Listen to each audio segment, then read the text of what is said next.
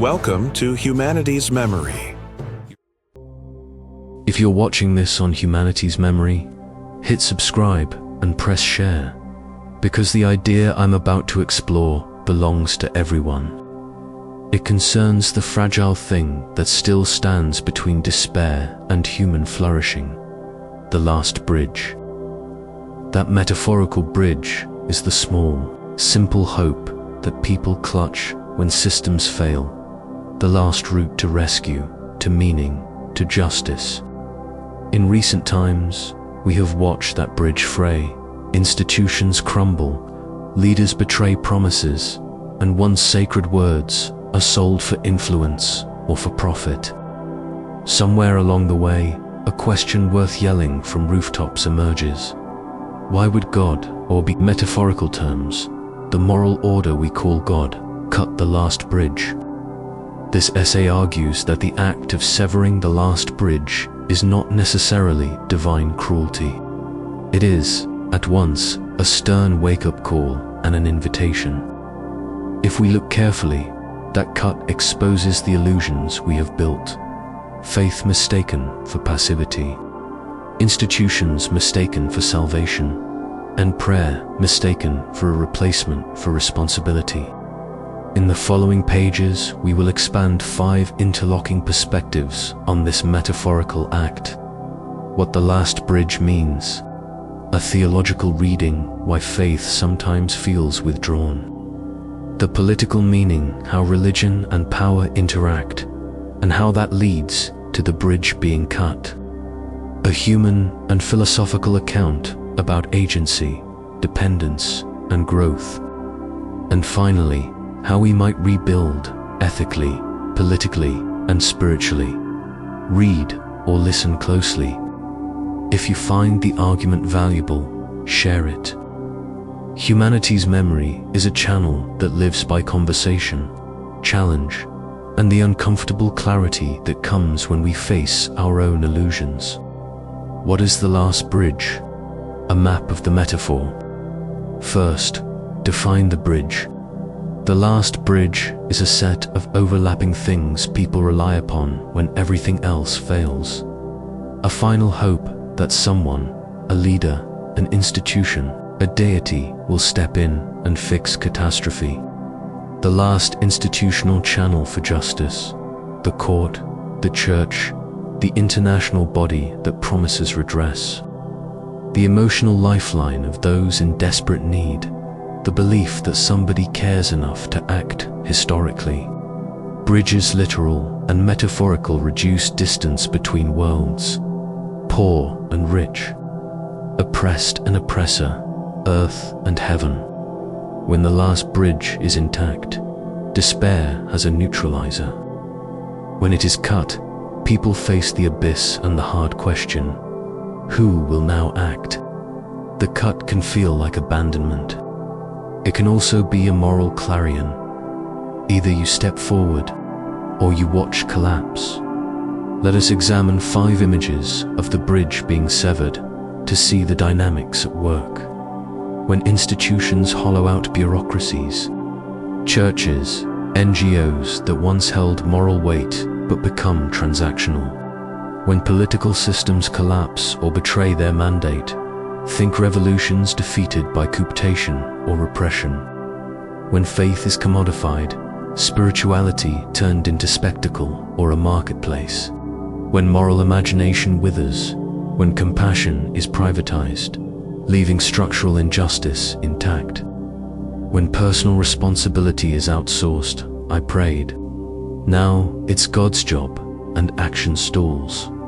The last bridge is not one thing, but a fragile network. Cutting it is therefore not simply one event. It is a process.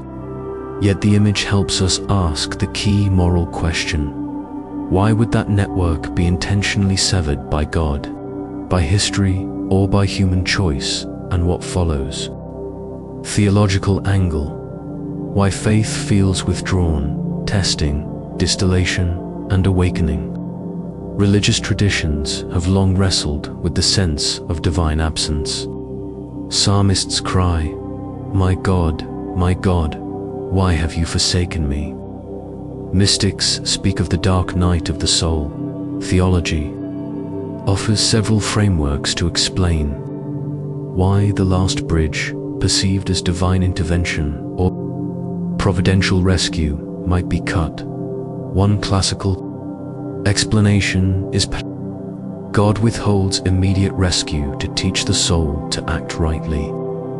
This is not punishment in the petty sense, but moral pedagogy. The grip of convenience and the temptation to offload responsibility onto miracles are powerful. The withdrawal forces moral maturation, giving the tested person a chance to learn generosity, courage, and practical compassion. Scripture often distinguishes between God's will and human agency. The divine is not a cosmic magician who undoes consequences on demand.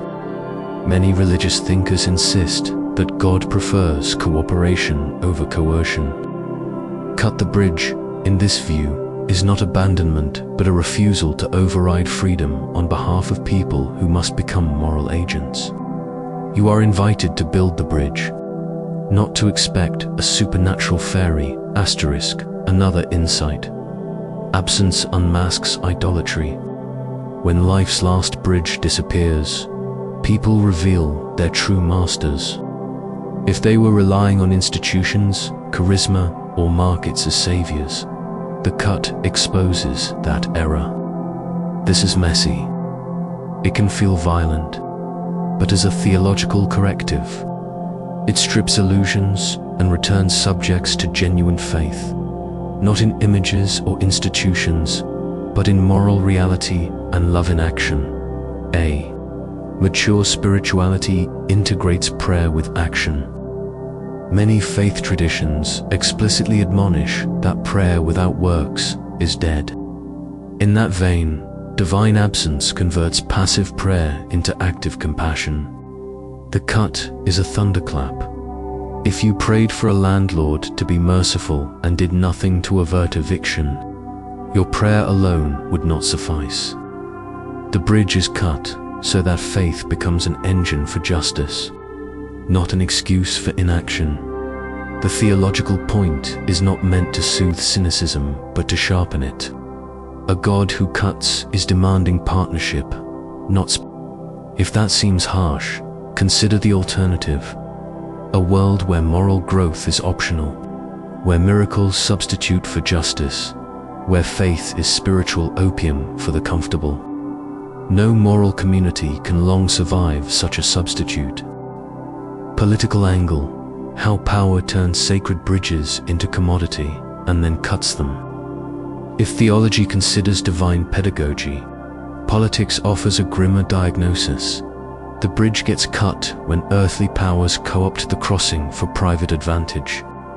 The political perspective examines structural reasons, not divine intention behind the severing. Power routinely converts sacred capital into political capital.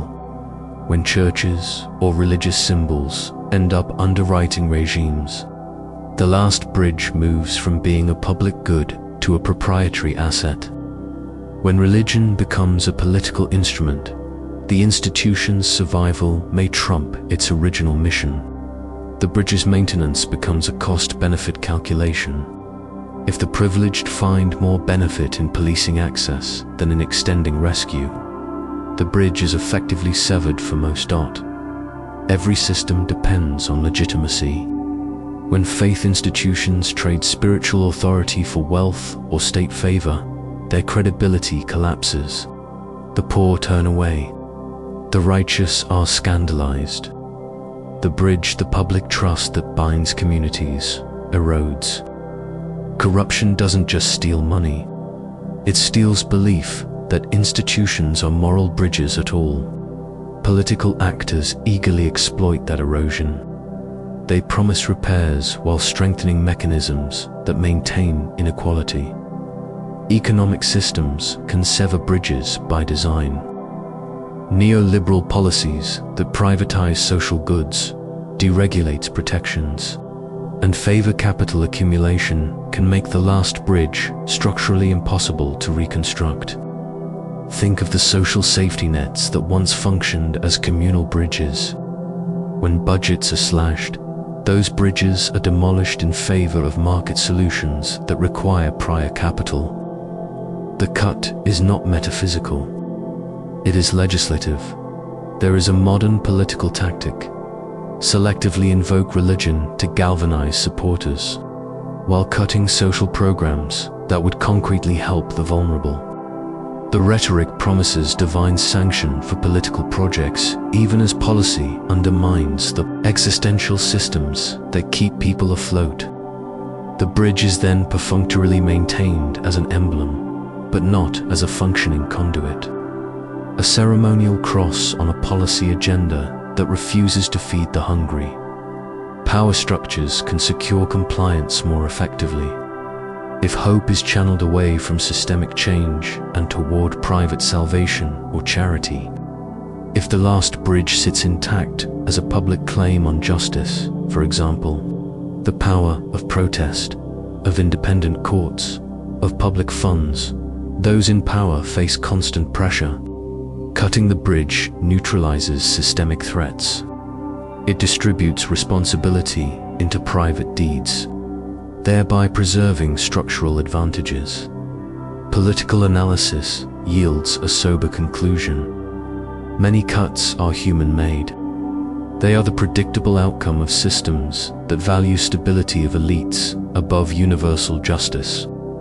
The remedy, then, must be political as much as spiritual. Human and philosophical angle, agency, dependence, and the ethics of rebuilding.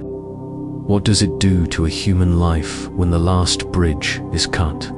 Psychologically and philosophically, the act risks despair, but also opens the possibility of existential responsibility. Abandonment triggers grief, rage, and paralysis, but the same shock can catalyze agency. Think of a community whose water supply dries up because a central dam is sabotaged. The initial shock is trauma. The long-term response can be the invention of communal wells. Psychologists call this post-traumatic growth. The cut, in some lives, becomes the inflection point between learned helplessness and mobilized competence. Societies sometimes mistake dependency for faithfulness. If the last bridge is a state benefit that is never coupled with community capacity building, people learn to rely rather than to act. Cutting the bridge painfully disabuses them of dependency. That is ethically ambiguous. It strips dignity when done capriciously, but restores autonomy when done alongside empowerment. Philosophers from various traditions have warned against waiting for miracles as an ethic. Moral agency demands action without guaranteed outcomes. Cutting the bridge forces communities to resist fatalism. Either we reconstruct or we accept collapse. The former is demanding. The latter is morally corrosive. The last bridge is also an element of the social contract, the implicit agreement that we will protect one another when disaster strikes. When elites break that agreement, privatizing rescue, delegating responsibility to faith or luck, they void legitimacy. People then have a moral right to renegotiate obligations, to demand redistribution, accountability, and public goods. The cut thus provokes political rebirth if citizens seize the moment. Practical ethics. How do we rebuild the bridge? If God, politics, or history has cut the last bridge, what could it mean to rebuild it? Reconstruction is not simply construction. It is a moral project.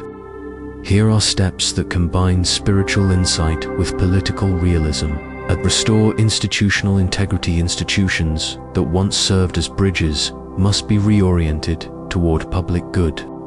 Churches, NGOs, and government agencies must recommit to transparency, accountability, and service. That means audits, independent oversight, and genuine community participation. when institutions lose the taint of opportunism. The bridge begins to look trustworthy again. Be re-embered charity into justice. Charity cannot substitute for justice. Feeding the hungry is necessary. Changing the systems that make hunger routine is indispensable. Rebuilding the bridge requires linking immediate relief to structural reform. Living wages, progressive taxation, universal healthcare, education, and legal protections. In short, short-term mercy plus long-term policy. See civic education and moral agency. Communities must reclaim civic agency. This needs training in civic skills, organizing, voting, policymaking, and moral imagination. The capacity to see strangers as part of the same moral community. Religious teachings that emphasize solidarity can be harnessed, but only if they are rescued from instrumental political use. Rethink wealth and responsibility. We must change narratives for the wealthy. From seeing philanthropy as reputation management to seeing wealth as stewardship with binding obligations. The last bridge will be more robust if the affluent understand that their security depends on public goods.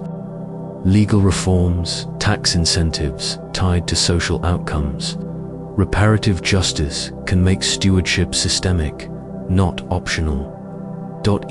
Build redundant bridges. One bridge is fragile. A resilient society builds many crossings, robust public systems, mutual aid networks, accountable religious institutions, and civic associations. Redundancy is protection. If one mechanism is cut, others can carry the load. This is how modern welfare states stabilize societies, multiple layers of support. So why did God cut the last bridge? There are three plausible, intertwined answers as a moral pedagogy. Absence forces growth, action, and genuine faith that includes works. As a revelation of idolatry, absence unmasks false saviors, markets, leaders, or institutions and reveals our true commitments as a political consequence. Human institutions and elites often cut bridges for their own preservation. When they do, divine silence merely mirrors human failure. Whatever the theological label you prefer, the practical moral truth is clear. A severed bridge does not absolve us from responsibility. It summons it. If the last bridge is gone, then it is time to roll up sleeves and build new crossings, stronger and fairer than before. This requires courage from the poor and wealthy alike. From the neighborhood organizer who refuses to accept charity without dignity. From the pastor who chooses truth over favors. From the voter who demands policy over piety. And yes, from the affluent who convert accumulated privilege into accountable public investment. It requires institutions to be servants, not proprietors, of the common good. If we rebuild in this spirit, the cut will prove to be the most honest miracle by removing illusions of divine rescue. It forces humans to become the agents of redemption. That is a dangerous and hopeful conclusion. Dangerous because it places responsibility where many would prefer to avoid it. Hopeful because it insists that moral progress depends on us. If you found this line of thought useful, subscribe to Humanity's Memory and share this message. We need conversations like this across the table and across the world. In the end, the last bridge is not a miraculous intervention to be awaited. It is a project to be undertaken by you and by me, so that a new crossing may stand when the next storm comes.